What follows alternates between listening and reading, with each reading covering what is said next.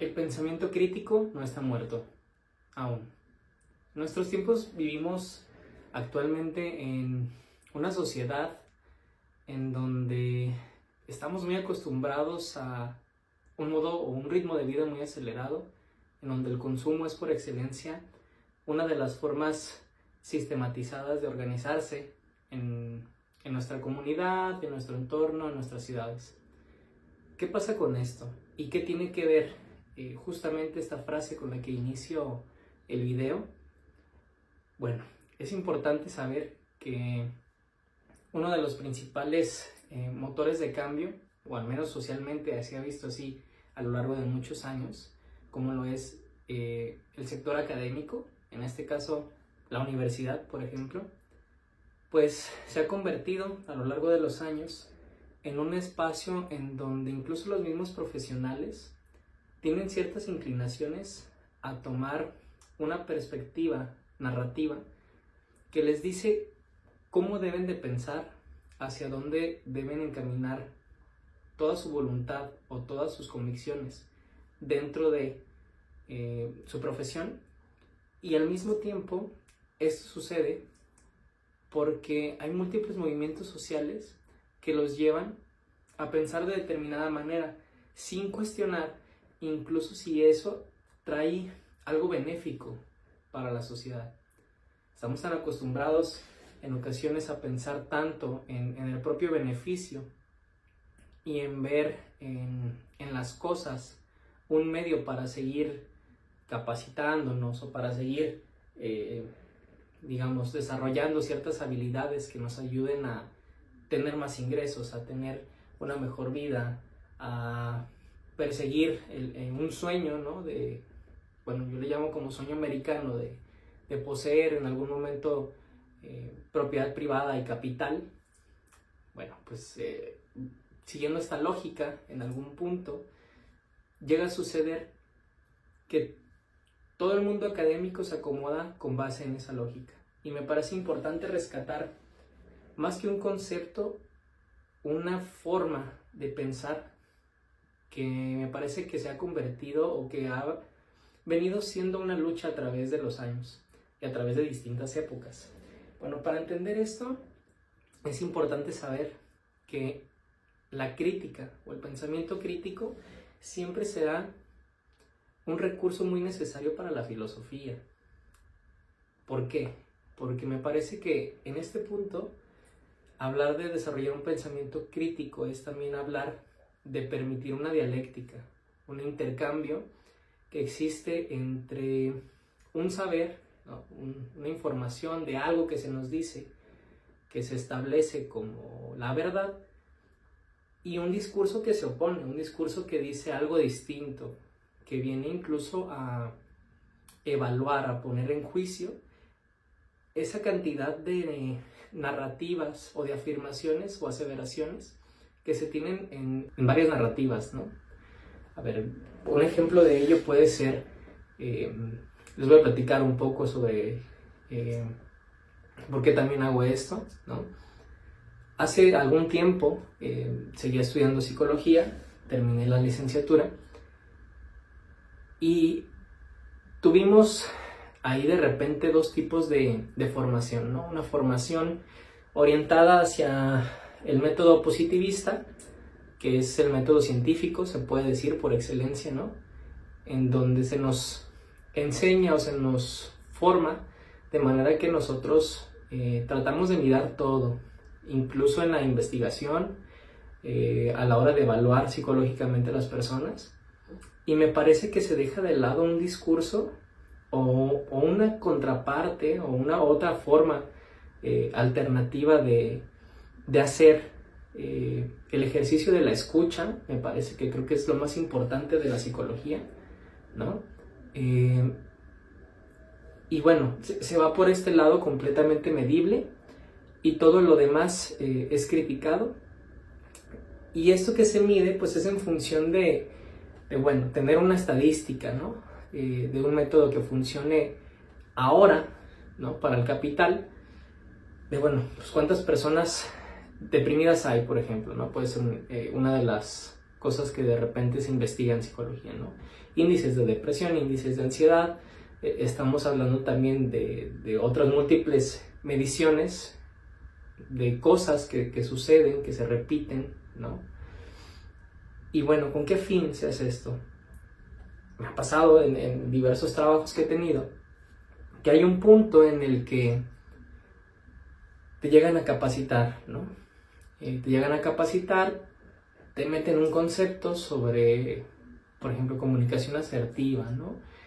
Manejo y administración del tiempo, productividad, ese tipo de cosas que a través de ese método estadístico se mide con el fin de después utilizarlo como un recurso para manipulación de las masas. Viene un discurso que te dice que te da, digamos, la solución a ese conflicto más complejo que una simple estadística o más complejo que un cúmulo de síntomas para que te empieces a sentir mejor y por ende pues sigas produciendo, ¿no? De repente también el exceso de positividad y el exceso de producción pues también trae enfermedades y de eso pues habría que hablar en otro texto, habría que hablar pues más adelante, dedicar me parece que una serie de videos muy específicamente con un libro que estoy leyendo, que estoy por terminar, que se llama La Sociedad del Cansancio. En realidad es una relectura porque yo lo había leído hace tiempo, pero me parece que habla precisamente de varios términos que son bien interesantes de evaluar y de poner sobre la mesa, ¿no? Para poder dialogar sobre ello. Bueno, de repente me van a ver observando acá y esto se los explico porque este canal, cada video que yo vaya a estar produciendo va a tener detrás otra producción que va a ser, digamos, documentos que voy a estar realizando, ¿no? Breves artículos, breves investigaciones o recopilaciones de varios textos que estaré citando para que ustedes puedan, a quien le interese, consultar una fuente de información, ¿no? Que no sea solamente mi opinión o mis percepciones al 100% lo que se exponga aquí, sino que puedan también ustedes en algún momento mandarme por ahí un correo electrónico, un mensaje que les dejaré al final del video en mis redes sociales, o bueno, no tengo redes sociales todavía del canal, pero al menos sí mi contacto, ¿va? Para que puedan solicitarme el archivo, puedan ustedes consultarlo, puedan ustedes consultar la bibliografía y llegar a un punto de vista personal y empezar a desarrollar un criterio más propio, ¿no? Una interpretación más propia de ustedes, acorde de esto que les estoy mencionando. Bueno, a ver, hablándoles de lo que sigue más adelante, me parece importante mencionar que el pensamiento crítico surge como una forma de pensar o una forma de hacer arte. Por ahí mencionaban algunos, quien quiera les paso el texto que ya escribí, que interroga, ¿no? Es una forma de pensamiento que no solamente se forma o se adhiere o se adquiere, ¿no? Como un comportamiento que vamos por ahí nada más a replicar, no es una información que solamente llegamos, adquirimos, asimilamos y entonces hacemos con eso, no. Es una forma de pensamiento que tiene como base fundamental la duda, interroga, pregunta, cuestiona. Bueno, la filosofía en el sistema educativo me parece que ha sido algo que se ha dejado de lado y me parece preocupante, incluso me parece algo nocivo para nuestra sociedad, porque es la antesala en el sistema educativo de desarrollar un pensamiento crítico. No podemos incluso pensar en otras formas de desarrollar métodos en nuestras carreras, de hacer las cosas, de pensar, de relacionarnos con otros, si no tenemos acceso siquiera a de dónde viene eso que pensamos, eso que hacemos, eso que conocemos, eso que decimos, ¿no? Pasa mucho, y yo lo menciono justamente porque pasa mucho que una persona que parece tener un criterio propio, pero no un pensamiento crítico, puede argumentar con mucha fluidez, con un convencimiento aparente de que sabe la verdad o de que posee un conocimiento que está por encima de los demás, ¿no? Y que se posiciona como la ley por excelencia. Y me parece que, pues bueno, el pensamiento crítico permite justamente ver esto, y no solamente ver esto, sino también poder hacer algo distinto con ello. Ahora, lo que me parece peligroso, al mismo tiempo, es que el pensamiento crítico se ha envuelto, digamos, ¿no? Pensémoslo así, existía, estaba, y en una intención de que resurja, como si fuera una oruga que se mete a un capullo para empezar a transformarse, se envuelve, se le deja ahí y en ese tiempo se le deja evolucionar, pero no lleva una transformación en sí misma, ni tampoco, digamos, sigue el mismo curso que ya venía teniendo, sino que se envuelve y en algún momento resurge.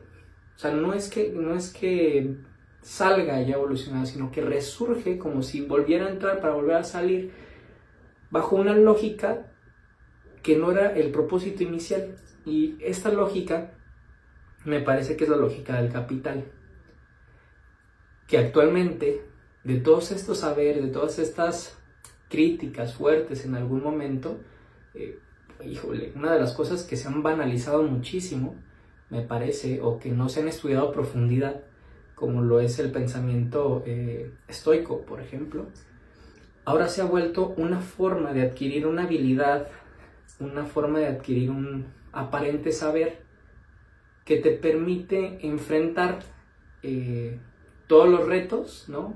O todas las agresiones que el mismo sistema de repente con sus mecanismos hace o tiene frente a las personas, ¿no? Entonces aquellos que leen un libro, por ejemplo, de estoicismo, que se leen un libro de motivación o de autoayuda, pues parece que adquieren una habilidad que le da una competencia mejor frente a los otros, y entonces dice, bueno, o sea, viene otra vez la falacia de la meritocracia que te dice, bueno, pues es que tú estás ahí porque quieres, ¿no? O el famoso discurso que tanto me choca, que es el que es pobre porque quiere, ¿no? Un discurso que a lo mejor de repente cambia en su forma, pero no deja de ser igual de violento, ¿no? Ahora, ¿qué sigue más adelante? Otra cosa muy peligrosa que ha sucedido, que me parece importante hablar, como este primer video introductorio, es que la filosofía se ha instrumentalizado también. Se ha vuelto, por algunos, no digo que en todos los casos, pero por algunos, como un método que llevan algunos, ¿no? De repente manipulan el discurso y entonces llevan a otros a convencerlos de que esa es la verdad y que es la única forma de pensar porque ya no hay más, ¿no? Entonces, pues bueno, la filosofía también se ha vuelto un mecanismo de resignación casi total para algunos, y esto también me parece muy peligroso, y por eso también me parece muy importante empezar a introducir en este canal y como base fundamental el pensamiento crítico. ¿Qué es lo que sucede? Que ahora con la filosofía se espera que esta manipulación, que esta tergiversación que se tiene en cómo se entiende hoy día la filosofía, lleva a las personas en algún momento a adular, ¿no? A adorar de manera, medio espantosa, pues un sistema que es nocivo, que es violento y que realmente está en decadencia, que cada vez trae más enfermedades mentales, ¿no? Que cada vez trae mayores índices de personas con falta de sentido, de gente cansada, de gente amputada de espíritu, que ya para eso tendríamos que hablar incluso también de otro texto, pero con esto me refiero a personas que ya no tienen incluso la voluntad de crear, la voluntad de imaginar algo más allá, ¿no? Incluso de aburrirse y de poder hacer algo más con su vida. Bueno, para seguir más adelante con esto también, el pensamiento crítico me parece un ejercicio fundamental de resistencia, un ejercicio fundamental de lucha, ¿no?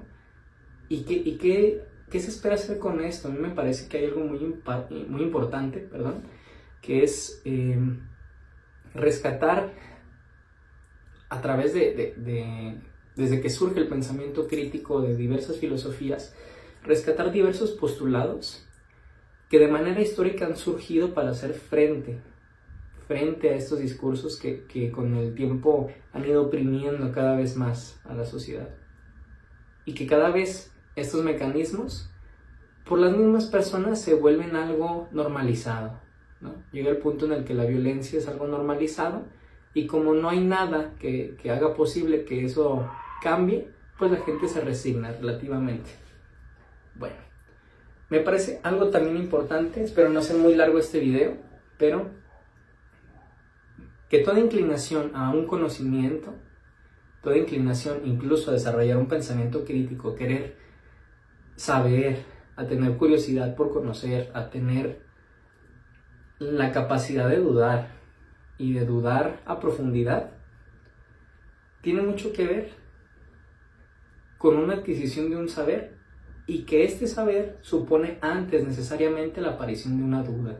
No podemos siquiera construir un saber propio o una certeza, certeza, se puede decir relativamente propia, si no tenemos una duda, si nunca hemos dudado de lo que se nos dice. Y me parece que esto es importante, ¿no?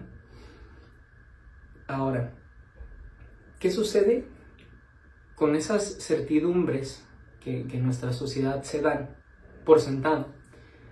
Esas cosas que hacemos en automático, que a veces pensamos, que a veces decimos, porque así se dice, porque así se habla, porque es lo común, ¿no?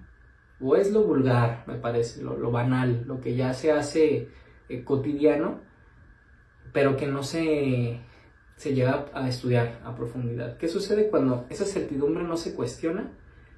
Me parece que esto llega a derrotar el espíritu de las personas, ¿no? Y que con esto me refiero a que toda capacidad de crear, de promover algo nuevo, de revolucionar una forma de pensar, de hacer, de organizar, es como si quedara entumecido. Paradójicamente, de repente sucede que estamos en una sociedad en donde si todo es posible o donde todo es permitido, al mismo tiempo nada es posible, ¿no? Es curioso pensarlo desde ahí, porque, les digo, hay un texto que se llama La Sociedad del Cansancio, que de repente habla que hay personas que cuando sienten que todo depende de sí, y que entonces la sensación de poder o no poder hacer algo, conseguir algo, incluso acercarse a intentar algo, los lleva a enfermarse, los lleva a resignarse, a vivir de repente hastiados, molestos, y múltiples emociones o sentimientos que parece que luego son muy individuales y hay una angustia muy, muy personal, pero que resulta que es algo que termina por afectar a muchos, en sus diferentes formas, pero a muchos, ¿no? Ahora, me parece que en la actualidad existe un pensamiento, que es la corriente del pensamiento positivista, científica, ¿no? Que a través de los métodos de la comprobación, del estudio a profundidad de las cosas, más allá de los conceptos y de las ideas, de las cosas, de los objetos, pues se supone que tendríamos que tener una narrativa ya de por sí un poco más inclinada a cuestionar, ¿no? Pero a pesar de todo esto, este tipo de pensamiento, este tipo de forma de investigar las cosas, sigue siendo regida por una moral que no ha cambiado desde hace siglos.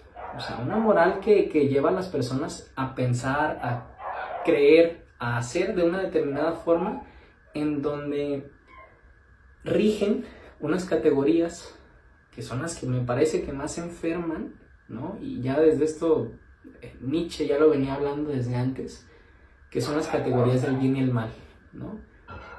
Estas ideas, estos conceptos, me parece que siguen siendo los que rigen el comportamiento de las personas, cuando a su vez hay otros discursos al mismo tiempo, que son los que utiliza el mismo sistema, para descalificar o desconfirmar eso. y entonces culpabilizar a las personas por su forma de pensamiento. Y eso me parece muy incongruente, ¿no? Incluso, bueno, habría que decir más palabras, pero me parece muy idiota. Ahora, ¿qué es lo que sucede después? Que dicho intento de sostener esta lógica en esta época posmoderna, capitalista, tiende a justamente pensar todo de una manera totalitaria, ¿no? Desde, ahí lo venía manejando Descartes, más adelante creo que por aquí mismo lo he escrito, pero desde un pensamiento de el ser como una totalidad, ¿no? Entonces, pensar esto, que al mismo tiempo es una contradicción, como una totalidad en sí, pues de repente como que confunde a las personas. Ahora, ¿por qué me parece importante todo esto, ¿no? Y por qué hablar o abrir este canal hablando del pensamiento crítico como un inicio? Hay ocasiones en las que he notado que hay personas que de verdad viven en una sensación de angustia demasiado profunda, en una desesperanza tal cual que las lleva al punto de no encontrar una forma personal de comenzar a hacer lo propio y sobre todo incluso de interpretar lo que les va sucediendo, ¿no? Aquello que les ha sucedido y que les va sucediendo, y parece que es un ciclo que se repite una y otra vez y que cada vez está más encarnado en la forma de conducirse, de pensar y de organizarse, incluso de relacionarse con los otros, y eso me parece muy, muy perjudicial. A veces siento que se le descalifica mucho, se le disminuye la importancia a este tipo de temas, pero justamente para no tocarlo a profundidad solamente en este video, sino que esto sea una introducción de lo que viene más adelante realmente, pues me parece retomarlo, algo muy importante, ¿no? Uno de los artículos que tomé principalmente para este video lo escribe un autor colombiano, se apellida Niño.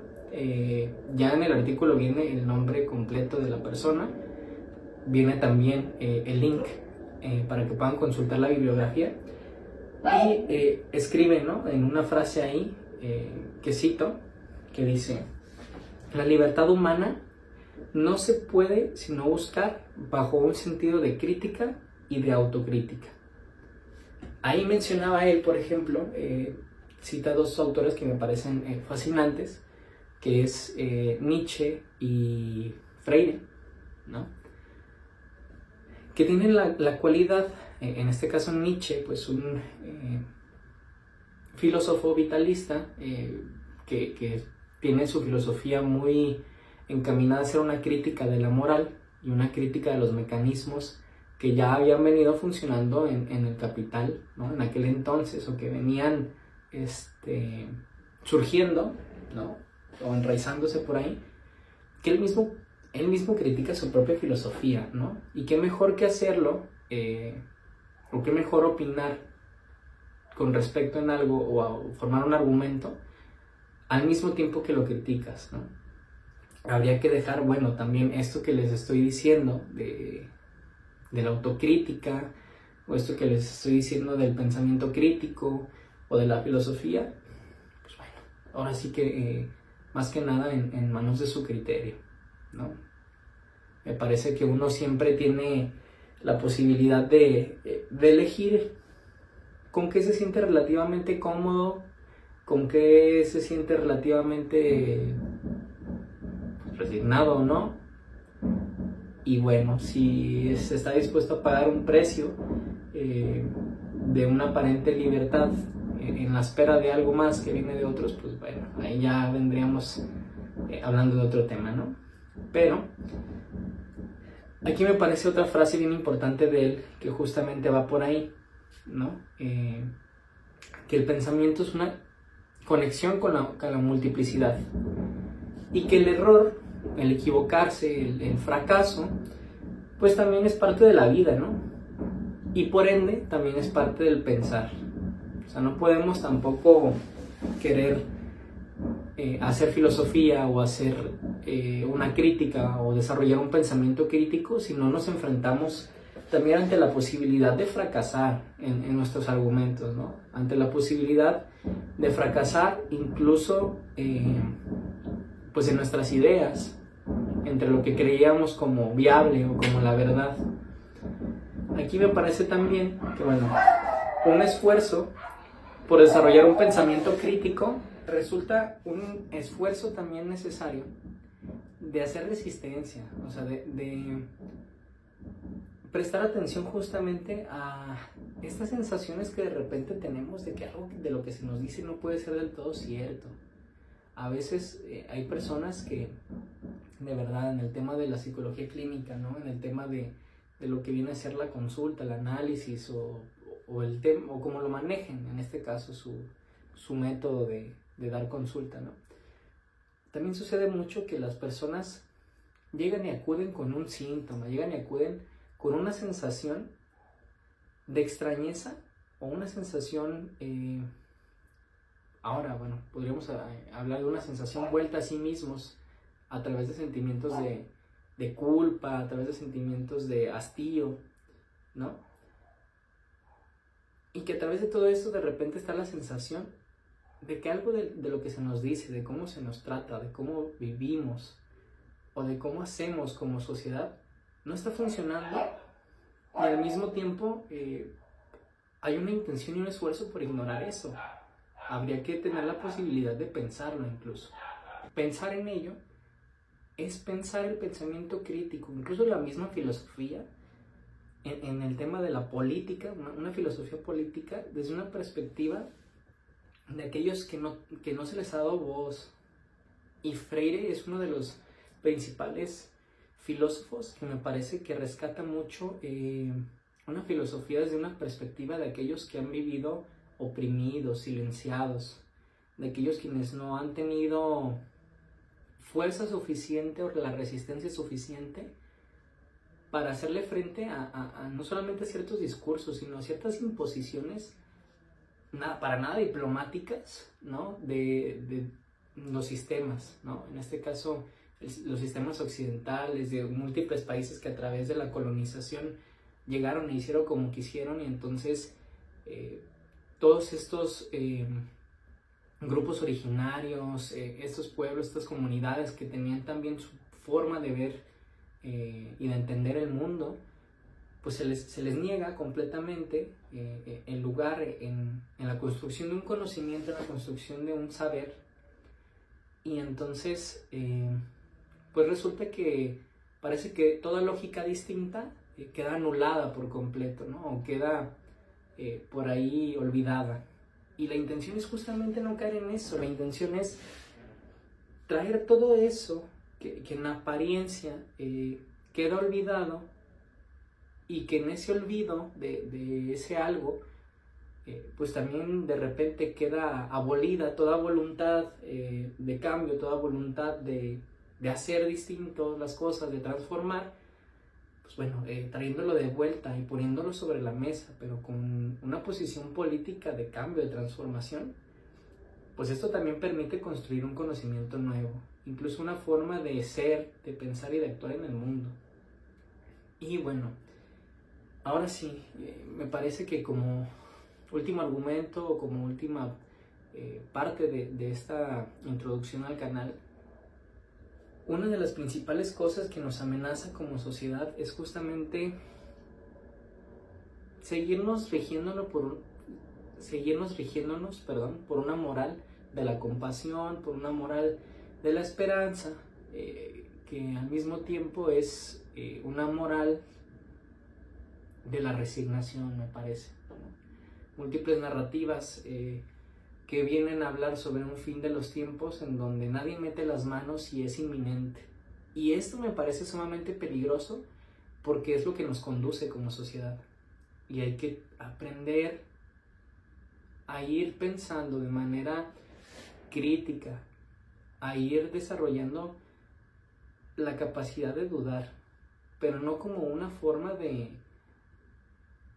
simplemente de sentirnos superiores en algún punto, o simplemente de capitalizarlo, ¿no? Para tener dominio. No, porque por ahí no va la cosa, sino incluso por trascender más allá de lo que hasta hoy día es humano, que en realidad pues me parece que ni siquiera tiende hacia la artificialidad, sino que me parece que tiende hacia lo primitivo de nuevo, ¿no?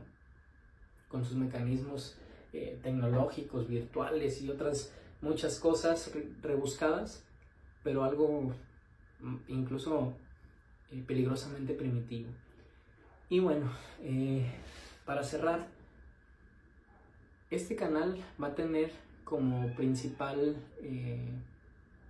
digamos, fuente o principal brújula para darle dirección, dos postulados filosóficos, que es el nietzscheano y el otro, el freiriano, ¿no?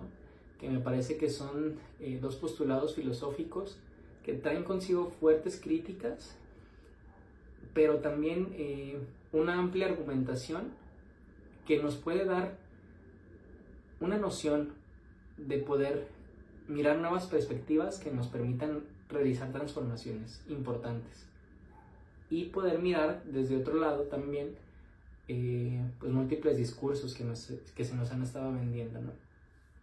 Bueno, aunque el nudo parezca deshilado, siempre habrá locuras que concuerden. Agradezco que hayan visitado este canal por primera ocasión. Espero también recibir sus comentarios. Les voy a dejar por ahí el contacto en mi correo electrónico, en donde pues pueden mandarme alguna sugerencia, algún mensaje, alguna opinión. Pueden dejarla también en los comentarios. Estoy completamente abierto y estaré al pendiente de responderlos lo más que se pueda. Y pues bueno, de repente también les traeré algunos invitados, algunas personas que me parece que pueden aportar una perspectiva interesante, distinta, encaminada hacia los objetivos que va este canal. Y pues tomando en cuenta que el conocimiento, como ya lo he dicho antes, es algo que se construye desde la multiplicidad, desde lo diferente y desde opiniones que construyan, desde una opinión distinta. Nos vemos y que tengan buena noche.